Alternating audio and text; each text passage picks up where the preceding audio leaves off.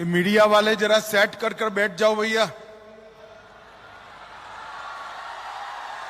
Camera set कर दो, मैं यहीं रहकर बोलने वाला हूं, प्लीज बैठ जाइए।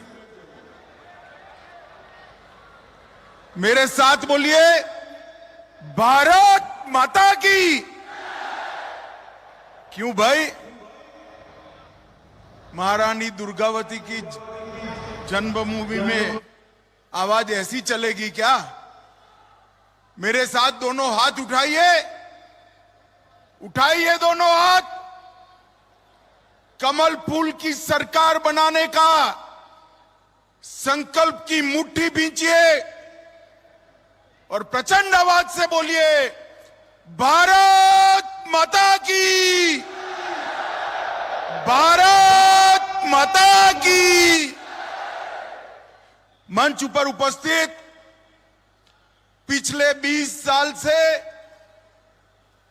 कांग्रेस ने जिसको बीमारू राज्य बनाया था, वो बीमारू राज्य को बेमिसाल राज्य बनाने वाले मध्य प्रदेश के मुख्यमंत्री श्रीमान शिवराज सिंह चौहान जी, मध्य प्रदेश भारतीय जनता पार्टी के अध्यक्ष श्रीमान वीडी शर्मा जी, मेरे साथी केंद्रीय मंत्री और मध्य प्रदेश के चुनाव प्रभारी श्रीमान भूपेंद्र यादव जी, श्री फगन सिंह पुलस्ते जी, श्रीमान सीटी रवि जी, इस यात्रा के संयोजक उदय प्रताप सिंह जी, भाजपा के पूर्व अध्यक्ष और जबलपुर के सांसद श्रीमान राकेश सिंह जी, बहन कविता पाटीदार जी, हमारे संगठन मंत्री हितानंद जी, श्री बिसाहू लाल सिंह जी, और आज मंडला की ये वीर भूमि पर आए हुए सारे प्यारे भाइयों बहनों माताओं और मेरे हृदय से नजदीक रहने वाले मेरे प्यारी आदिवासी भाइयों बहनों को मेरा राम राम नमस्कार। सबसे पहले जिसका ये दर्शन मात्र से मोक्ष की प्राप्ति होती है, ऐसी मां नर्मदा को प्रणाम कर कर मेरी बात की शुरुआत करना चाहता हूं। ये नर्मदा मैया ही है जो मध्य से लेकर पूरे पश्चिम भारत की जीवनदायिनी है। और जिस प्रदेश से मैं आता हूं, उस प्रदेश में तो अगर मां नर्मदा ना पहुंचे तो हम गुजरात वाले कैसे जी सकते हैं, इसकी भी कल्पना नहीं कर सकते। मैं मां नर्मदा को प्रणाम कर कर मेरी बात की शुरुआत करता हूं। गोंड राजाओं की इष्ट देवी मां दुर्गा के रूप में विराजमान राज राजेश्वरी देवी को भी प्रणाम कर कर मेरी बात की शुरुआत करना चाहता हूं। भाइयों और बहनों, ये जो भूमि है रानी दुर्गावती की भूमि है। रानी दुर्गावती ने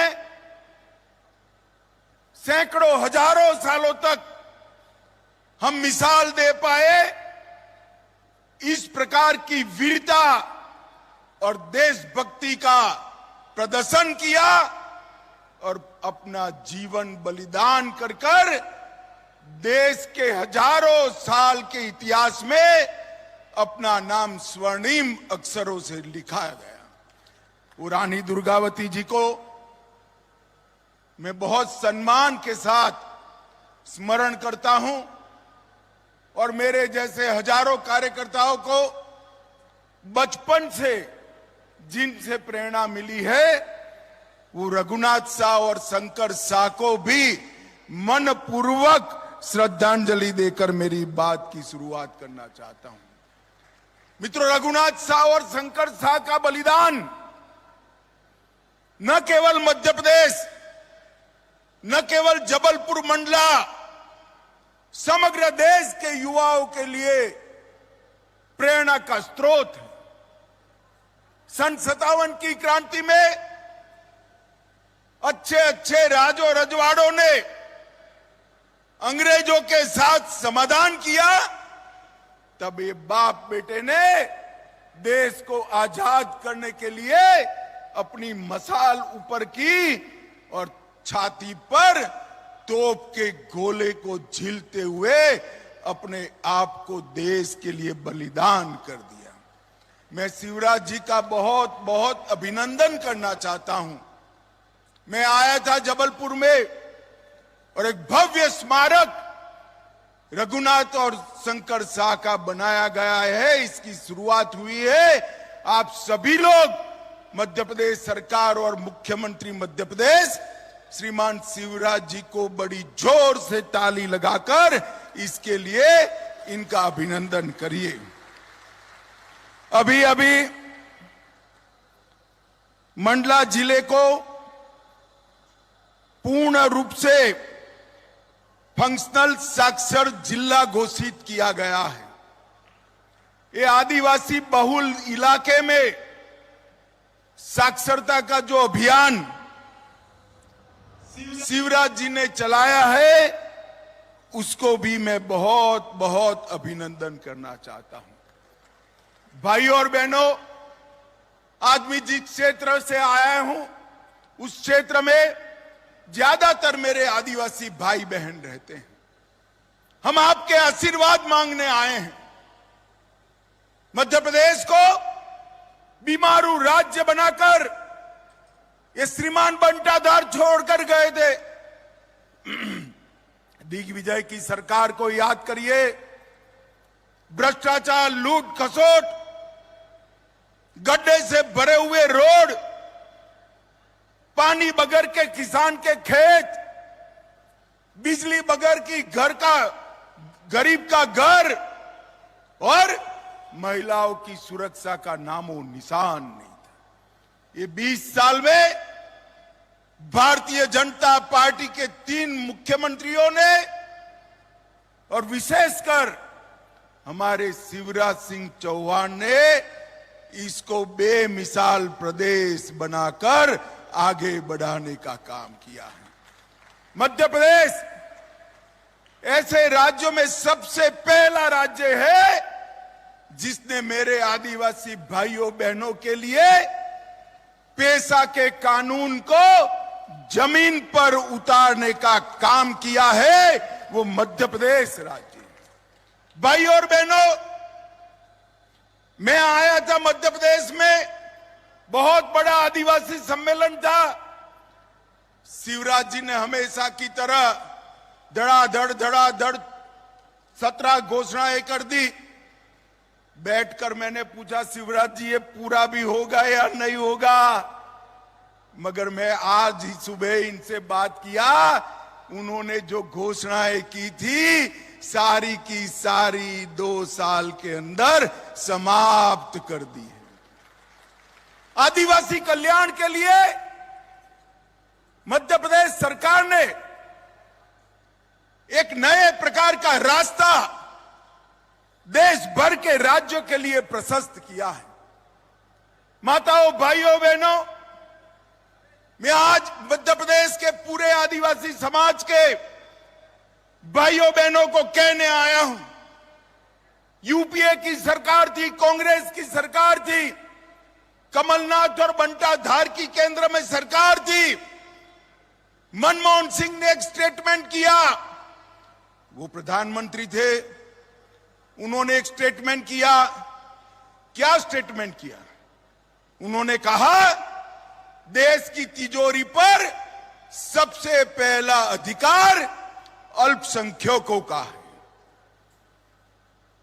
सबने विरोध किया मगर वो नहीं माने। अल्पसंख्यक तुष्टीकरण में कांग्रेस डूबी रही। अंततः गत्वा 2014 में मोदी जी की सरकार आई। मोदी जी, उनका नेता ये नाते चयन करना था।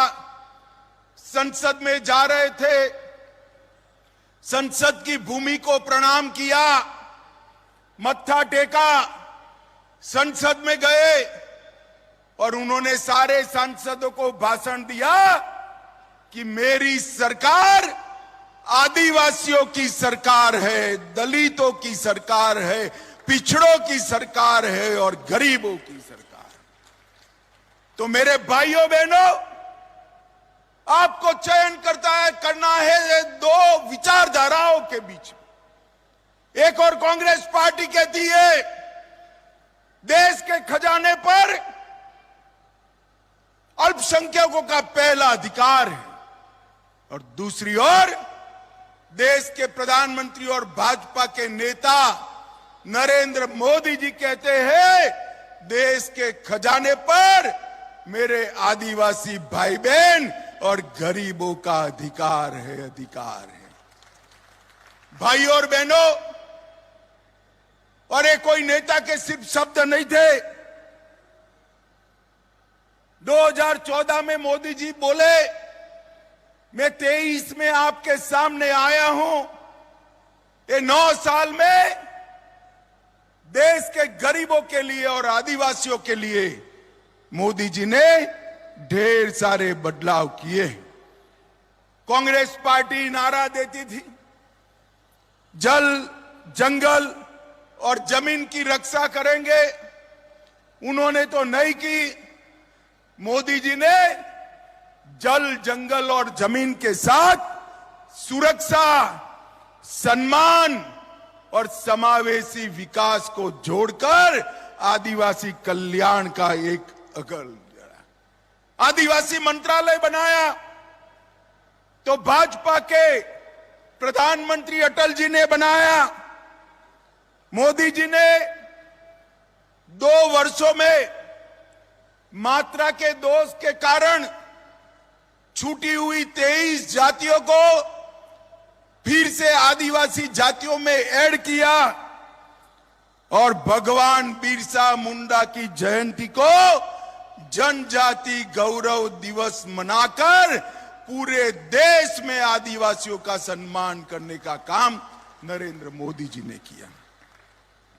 देश भर में 10 जगहों पर भगवान बिरसा मुंडा, रघुनाथ शाह, शंकर शाह, रानी दुर्गावती ऐसे आदिवासियों के, स्वतंत्र सेनानियों के संग्रहालय बनाए। और मैं आज श्रीमान बंटाधार और कमलनाथ जी को पूछने आया हूं, जब आपकी सरकार थी, यूपीए की सरकार थी, कांग्रेस की सरकार थी, आदिवासी कल्याण मंत्रालय का एसटी कंपोनेंट का बजट कितना था? भाई और बहनों, मैं बताने आया हूं, मनमोहन सिंह सरकार केवल सालाना 24,000 करोड़ रुपया देती थी। कितना देती थी भाई, जोर से बोलो? 24,000 करोड़। कितना?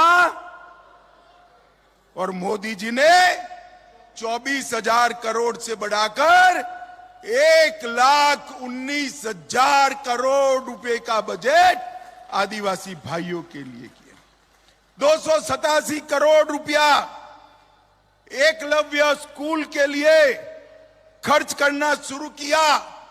और इसके साथ साथ आजादी के पहली बार एक गरीब घर की आदिवासी बेटी, संथाली आदिवासी बहन द्रौपदी मुर्मू को महामहिम राष्ट्रपति द्रौपदी मुर्मू बनाने का सम्मान भी नरेंद्र मोदी ने। कांग्रेस इतने सालों तक शासन करती रही, कभी आदिवासी के बेटे या बेटी को प्रधानमंत्री नहीं बनाया। आदिवासी बेटी को प्रधानमंत्री बनाने का सम्मान हमारे नेता नरेंद्र मोदी जी और भारतीय जनता पार्टी ने दिया। माताओं, भाइयों, बहनों, देश भर के गरीबों के लिए मोदी जी ने ढेर सारे काम किए हैं। लगभग 91 लाख किसानों को प्रतिमाह मोदी जी प्रति साल मोदी जी और शिवराज जी मिलकर 12,000 रुपया चेक से भेज रहे हैं। 12,000 रुपया। ये कमलनाथ जी सूची नहीं भेजते थे, कुछ हजार किसानों की भेजी थी। शिवराज जी की सरकार बनी, सूची को बढ़ाया और 91 लाख किसानों को 12,000 रुपया हर साल मिल रहा है। जल जीवन मिशन के तहत 60 लाख परिवारों को कनेक्शन देने का काम ये नरेंद्र मोदी भारतीय जनता पार्टी की सरकार ने किया। 3.6 करोड़ 3 करोड़ 60 लाख लाभार्थियों को 5 लाख तक का स्वास्थ्य का पूरा खर्चा मुफ्त में करने का काम नरेंद्र मोदी जी ने किया। और मित्रों, मेरे आदिवासी भाइयों बहनों, पिछड़ा समाज हो, आदिवासी समाज हो, दलित समाज हो, गरीब हो, लगभग मध्य प्रदेश में 1.2 करोड़ परिवारों को और 5 करोड़ 10 लाख लाभार्थियों को प्रति माह प्रति व्यक्ति 5 किलो अनाज Narendra Modi ji free of cost भेज रहे हैं। मित्रों, फ्री ऑफ कॉस्ट भेज रहे हैं। मुझे बताओ माताओं, भाइयों, बहनों, आप सभी को कोरोना का दोनों टीका लगा है या नहीं लगा है? जरा जोर से बोलो, हाथ ऊपर करके लगा है या नहीं लगा है?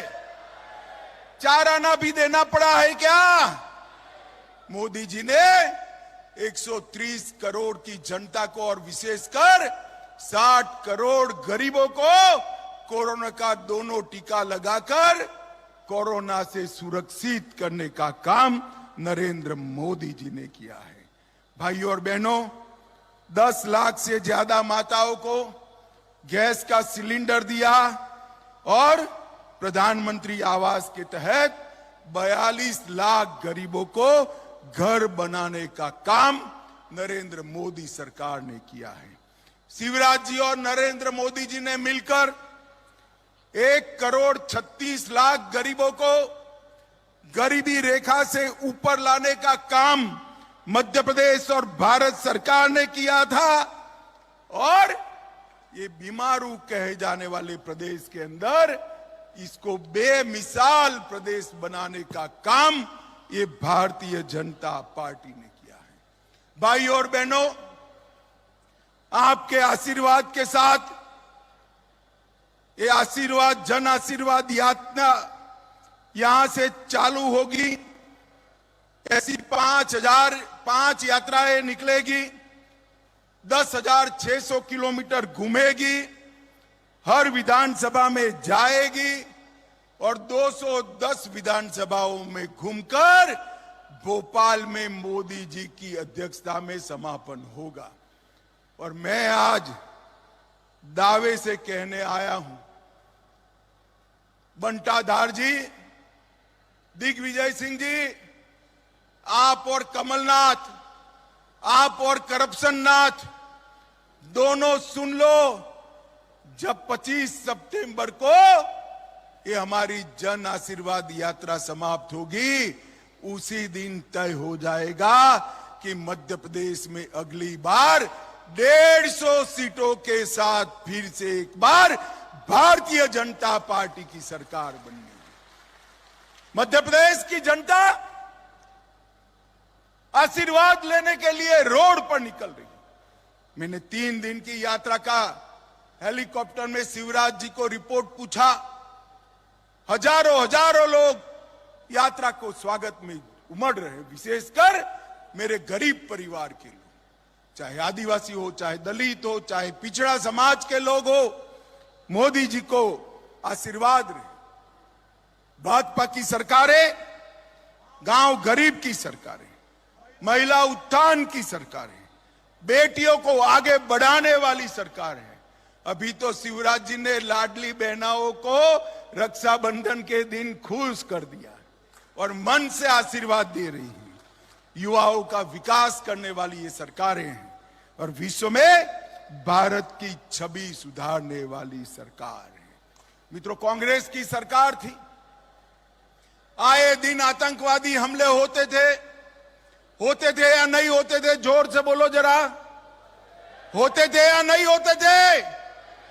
ये पाकिस्तान से आए हुए आतंकवादी हमारे जवानों के सर काट कर ले जाते थे, मगर कांग्रेस की सरकार उफ नहीं करती। पुलवामा में हमला हुआ, उरी में हमला हुआ, मगर आतंकवादी भूल गए कि सरकार बदल गई है, कांग्रेस की सरकार नहीं है, भाजपा सरकार है। और मौनी बाबा मनमोहन सिंह प्रधानमंत्री नहीं है, नरेंद्र मोदी प्रधानमंत्री है। 10 ही दिन के अंदर सर्जिकल स्ट्राइक और एयर स्ट्राइक कर पाकिस्तान के घर में घुसकर आतंकवादियों का सफाया करने का काम नरेंद्र मोदी जी ने।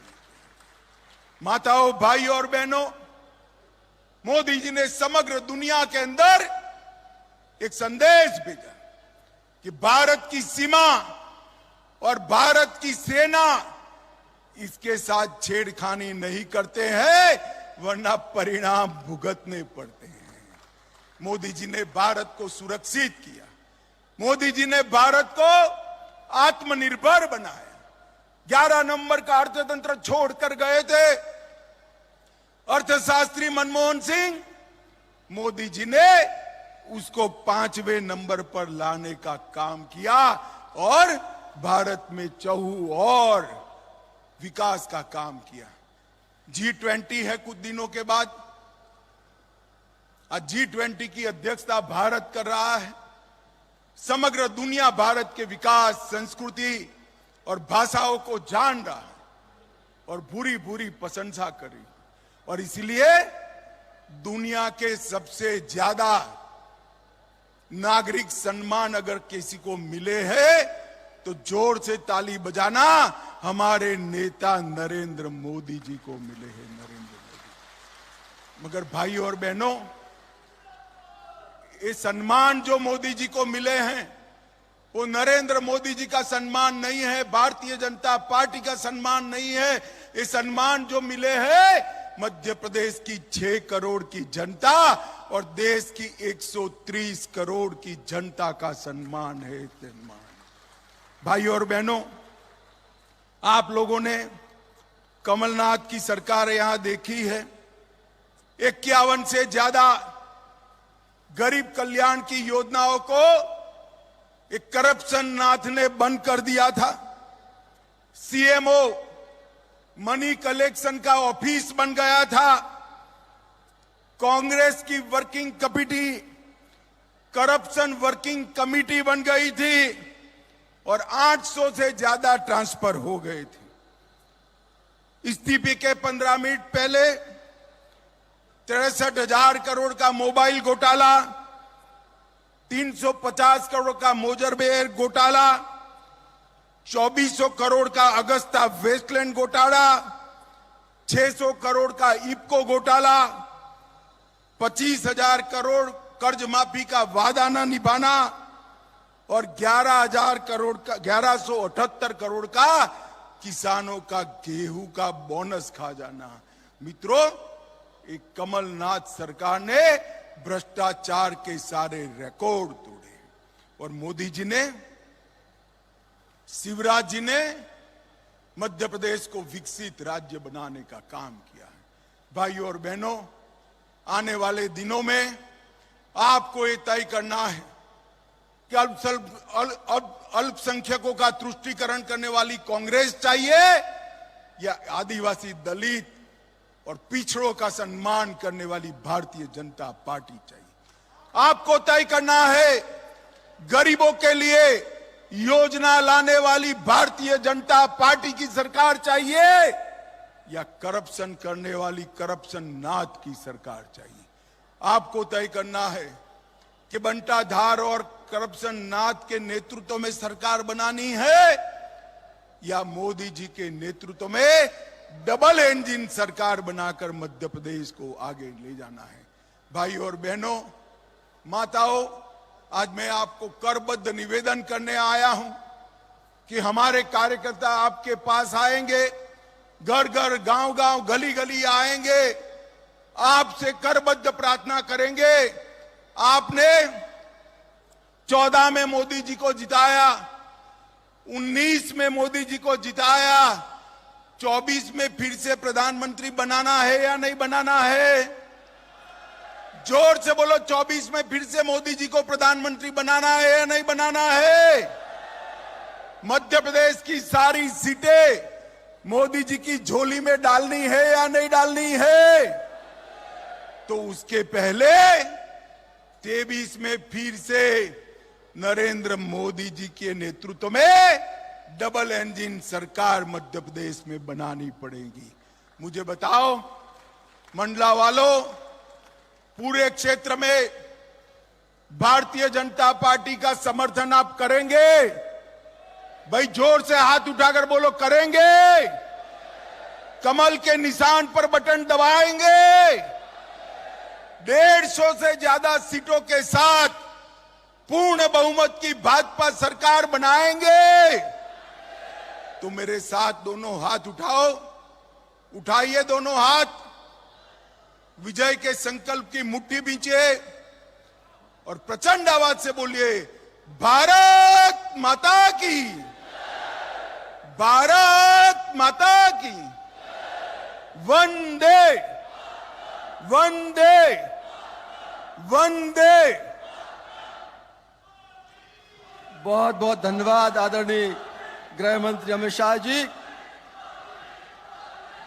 आपका हृदय से अभिनंदन करते हैं, आपका वंदन करते हैं। और मैं आग्रह करूंगा जिले के भारतीय जनता पार्टी के अध्यक्ष भीष्म द्विवेदी जी से कि आकर आप